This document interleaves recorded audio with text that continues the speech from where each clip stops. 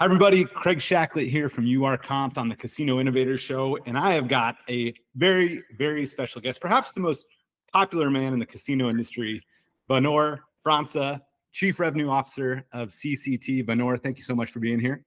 Thanks, Craig. You're being too kind. So thank you very much for having me again on the show. Man, well, hey, I got to say, every time I'm at a trade show at a G2E or a WIGA or whatever, I mean, there's like a crowd of people around Wanor. So no, you're too kind. I think it's because of the Brazilian style. You know, people are like, what's this guy doing? He doesn't even know how to say certain words, you know, so let's just listen to him a little bit, you know? Well, we do have that connection. For those that don't know, I'm married to a Brazilian. Vanor's from Brazil. So we always, I drop my few little words that I know, and you always humor me and act like I speak Portuguese well. So thank you. You're doing a good job. You're doing a good job. Now, for those that don't know, tell us, what does CCT do? Yeah, CCT, we're going on 12 years, and it's a really interesting story. We started with the idea of helping operators eliminate paper and Excel spreadsheets. Started with the cage operations, with cash operations, and over the last 12 years, we've now expanded into revenue audit, into helping with cash analytics, and continue to help the operators be more efficient every day.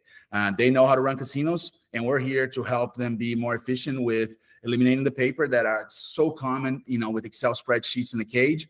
And then we connect with up to 35 systems or more on the revenue audit side to bring the other side of cash, right? So everything for us comes from an accounting background. You know, Kurt Williams, our founder, he had that background as a CPA, and everything is a debit and credit. And so we connect to every single system to make sure that what you put into your GL, think about a subledger system, everything matches at the end of the day, and you're able to generate your financials. Wow. And just for people that aren't in that background, like myself, so basically all these things used to be on paper, and now you have moved it, I guess, starting with software. Now, is it all in the cloud, or what? No, I'm glad that you said that word cloud. You know, sometimes that can be scary. This is on premises. Data sovereignty is a very important thing because the casinos, we're working with the systems that the casino have for slot systems, for food and beverage, for hotel. So we're connecting to the systems that are on premise. Our system is on premise, but now because of cloud, we have connected to some of the systems that have gone to the cloud. We use APIs to be able to get that data. So then revenue audit, when they come in every day, their number one job is to find things that don't match. And we let them start their day auditing. They don't come in and pull data from Excel, data from other reports, and put it into more Excel spreadsheets. They truly come in every day and start their day auditing because the reports are ready for them to evaluate any type of problems that they have with their operations. Nice. And obviously it's been well received. I mean, I don't want to screw up the numbers. Tell me, how many like casinos and states are you in since like right now? Insane. I mean, I think the last time we talked was around 110. We're now in 235 casinos in 37 states. I mean, amazing growth. Last year, we were very fortunate to help open Fontainebleau in Vegas, the newest casino in Vegas. We also helped open Resorts World 2 years ago. But then here, you know, in Oklahoma, where we're based, we just opened a new casino with Choctaw and also did that with Chickasaw. So it's really exciting to see how much gaming is growing and continue to work with, you know, both the clients that are on the corporate side and the tribal side as well. Well, yeah, I think it's been 3 years since we spoke last. And so there's obviously a lot has changed. Some people, you know, in the casino industry, sometimes it can feel like change doesn't happen, but there's some big things that have happened since we spoke last. So the first one is like cashless. And obviously CCT was Casino Cash Trac. Cash is in your name. How have you and the properties you work with adapted to this growth of cashless gaming? Yeah, that topic is massive, right? I mean, we just came back from the Indian Gaming Trade Show, huge topic around cashless. You see the vendors doing that as well. The two largest tribes in the country, the Seminoles and Chickasaw, they partner with one of the vendors to try their cashless. And it's really hard when you think about cashless, right? Because cash is king, and you see everybody still utilizing cash for a lot of the operations. But if you go to any sporting event in the country, you don't use cash anymore. When you fly, you can't use cash anymore. So that eventually had to catch up to gaming. I remember our founder being in a panel with Every and Pachanga back in the day, and they were talking about cashless and that evolution. Maybe it took a little bit longer to get here, but now we're seeing that. Now you can go from your phone, from your bank account, put money into the slot machine, take it out of that slot machine back into your phone or to a kiosk and get that money. And the interesting thing about that is that, you see that evolution into other things, as far as trying to get the trust from the players, right? That adoption cycle, I think that's probably what took the longest. But cashless is a major topic where now you have all the major players, the vendors that do the financing side, the payment side, all with solutions for cashless at all the casinos around the country. And is it a big transformation? Is it scary? Because I imagine, if it was just before, every dollar is in that box that you take out, and now I guess most machines have the option of doing cash or cashless. So there's a whole second ledger. I'm not sure if it's second ledger, but like, what are some of the hurdles that people have to, or these casinos have to think about? And I'm glad that you're asking that, because you just said a critical word, which I love to hear, which is ledger, right? Because it's one thing to say, I'm going to let you, Craig, come into the casino and do the cashless thing. What they often forget is about accounting, right? And how I'm going to account for this money. And the way that they work from a liability account, who is responsible for that money? If for some reason there's a problem, who has to refund you? But most importantly, how can I audit that, right? Because now I'm talking about putting money into a machine, maybe getting a jackpot, but then maybe getting a Tito ticket that now I can take it to another machine so the money moves around. But it is very, very important that they're being proactive about it, because making sure that they know how that's going to flow to accounting when they're evaluating the vendors, it's so important, because it's going to look nice on the front end, but if you're not taking care of the back end of it from an accounting perspective, it could be really, really tough for you to really manage that operations. And is CCT pretty vendor agnostic when it comes to the cashless part of gaming? It is. We joke that we are Switzerland. One of the things that's really interesting, I was just on a phone yesterday with a new marker solution, which is the way you do credit at a casino. And since we opened Resorts World, we started seeing more of what's called e-marker, or markers that are electronic.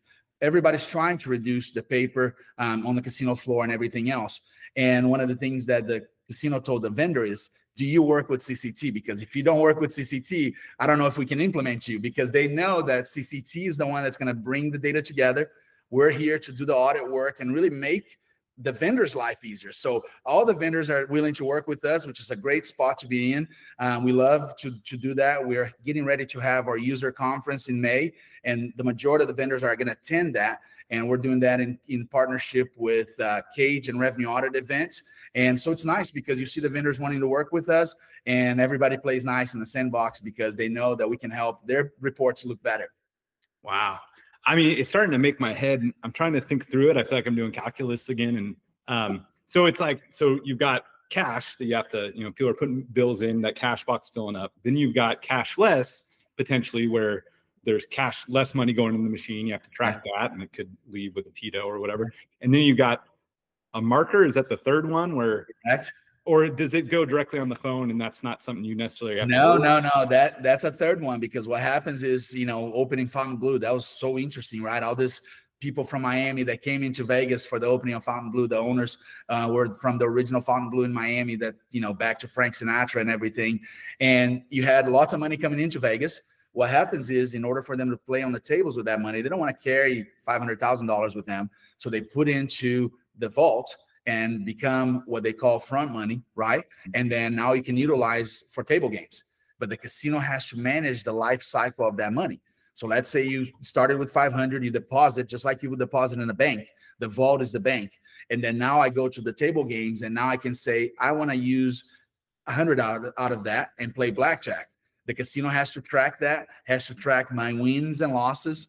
A lot of times, if I lose, I maybe get a credit back because I'm a good player. If I win, the casino, is going to pay me, but then they're like, okay, we want you to come back and drop some more money with us in the future, Yeah. Wow. Okay. Well, I feel like I can ask 100 more questions, but there's other trends we got to touch on. Another one, sports betting. That's exploded in the last 3 years. It was obviously in Nevada for a long time, but since then it's so many different states. So does sports betting, does that touch what y'all are doing at all? Yeah, I'm glad that you asked that, because now you're seeing 38 states with legalized sports betting. You remember, like you said, Las Vegas. That's where I used to go, place bets, during Super Bowl, NCAA. Now, the guy from Houston, that drives across the border to Louisiana and bets. Oh yeah, the Mattress Mac. Mattress Mac, exactly. So that is what's happening. But then what happened there is that a new thing came into casinos, right? They had never had sports betting, but that exploded in Michigan overnight. I mean, all the casinos are now offering sports betting there. So you had to learn how to audit that. That's where CCT came in, and it was a huge handy tool for all the operators, because we work with all the sports betting operators, FanDuel, BetMGM, Kambi, Caesars, and we bring their data in. And then the same way that there's a vault for cash for the slots, now there's a vault for sportsbook. And so they can now pay the bets. You can also bet on your phone. But that has been a thing that has exploded across the country, and everybody had to adapt really quick. So one of the key things that's been really neat about over the last 3 years with CCT is that if a new technology comes onto the casino floor, the clients are looking at us and saying, how can you help me? How can you help me navigate this new technology or this new thing that I have to deal with, and figure out how do I track it, how do I audit, and how do I book it to my GL? So that's been neat, because that has helped us through that huge increase in number of clients, because we're a big piece of that. We're basically in the center, creating that connection to make sure that everything that flows to the GL is audited and validated. Wow. Now, I wouldn't call this a trend, but it's definitely on everybody's consciousness.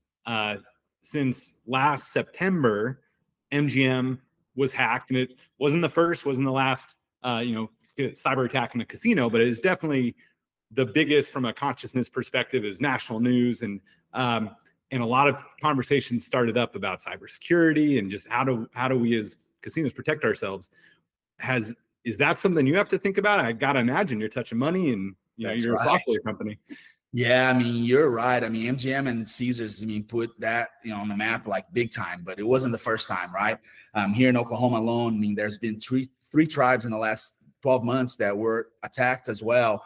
And what's happening there is, as you know, especially for the way that your business does and our business does, the player database is very important to the casino.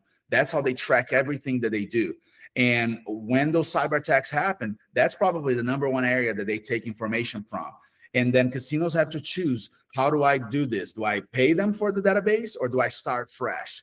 Where CCT has come in, we are on premises, but we created a lot of things in place for them to do the backup daily, to be able to save that information daily, to save all the documentation as far as all the money that's in the vault, all the databases that we're interacting with. So again, helping the vendors, because if something goes down, instead of having to wait 2 weeks to turn it back on, they can almost overnight be ready to start again, because they can use the backups. Maybe they lost 12 hours of data, but they can start, right? At MGM, if you remember what happened, they attacked the slot machines and then started getting into that. And then they got into food and beverage and hotel. So you couldn't check in online. You couldn't check in at the front desk. You couldn't pay for anything. You couldn't play the slot machines. And if they open any of those sources, it could still continue to attack them.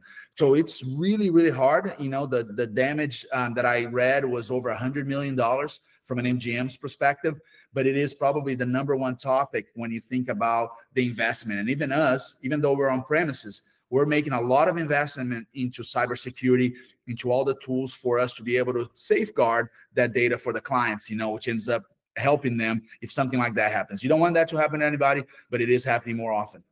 Yeah, I think it's a misconception that some people have that, if it's on premise, that means I'm invincible from cyber attacks. But anybody can get in through a VPN or through, just get in that firewall. And then it doesn't matter if you're on premise or in the cloud, you're susceptible to being hacked. Yeah, for sure. And that's the thing that's really dangerous, because you think about sports betting, when we talked about that earlier. Now you're on your phone, right? And you're betting, right?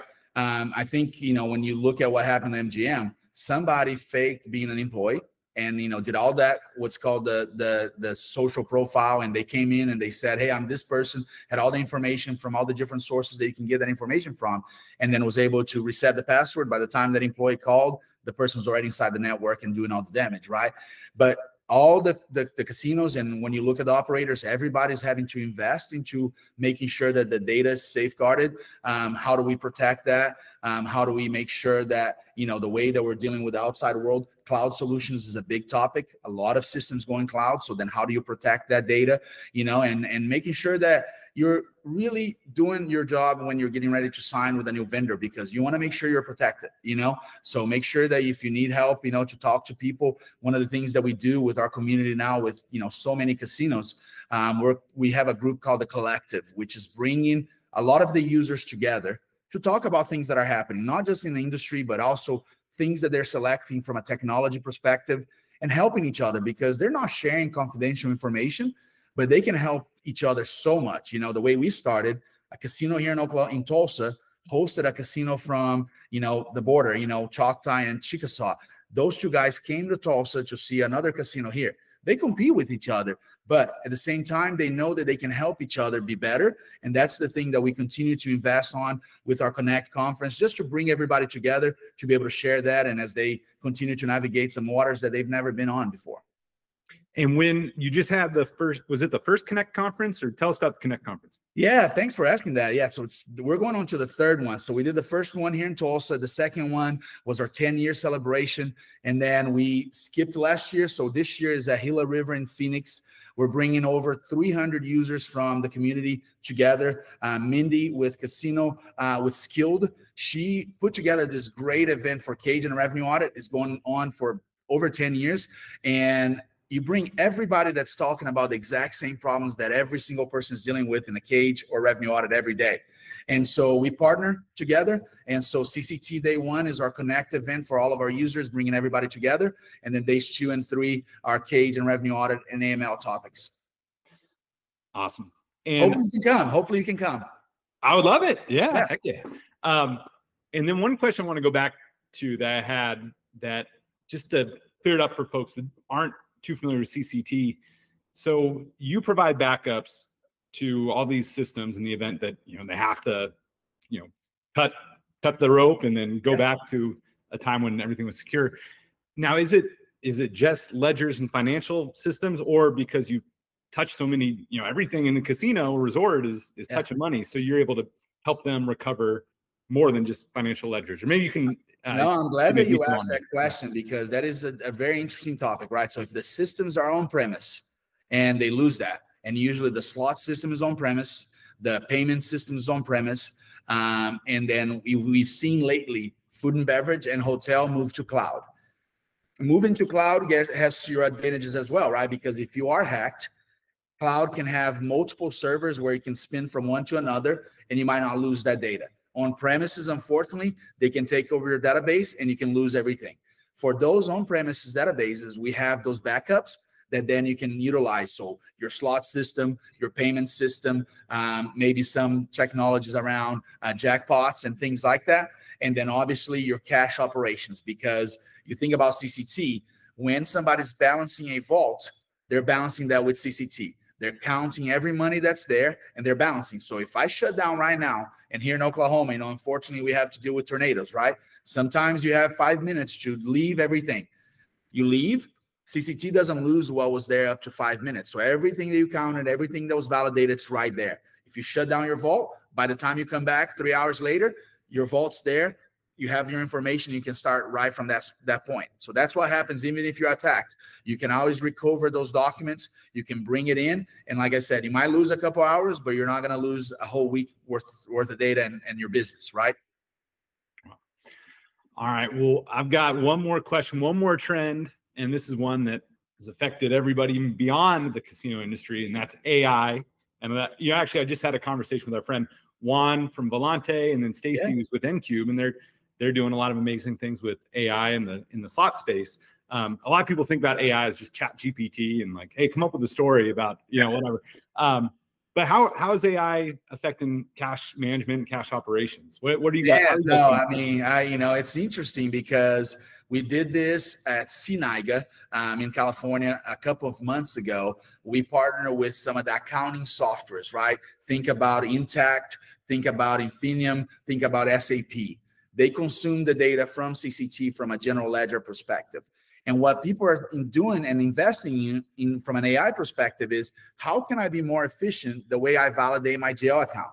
Right now, for an example, even here at CCT, I can go to my controller. She knows every invoice. She knows where the transactions go. But if AI can be smart enough to start looking at those transactions and that data and allow everything to match from a debit and credit standpoint. If something doesn't match, then my controller now, instead of reviewing 1,000 entry points, she can focus on 5 that truly make a difference, right? There's a company called Connectify. They're doing a great job in the industry, because think about a AML KYC protection. Well, clients are having to evaluate if your patron, if that information is dangerous information, right? And again, they might be looking at 100 players, but out of 100, for people that don't know, ML, like money laundering, KYC, know your customer. That's exactly right. Sorry, yeah, sometimes I go too fast there. So yeah, know your customer. That's the number one thing that people say it's so important these days because of money laundering and everything else.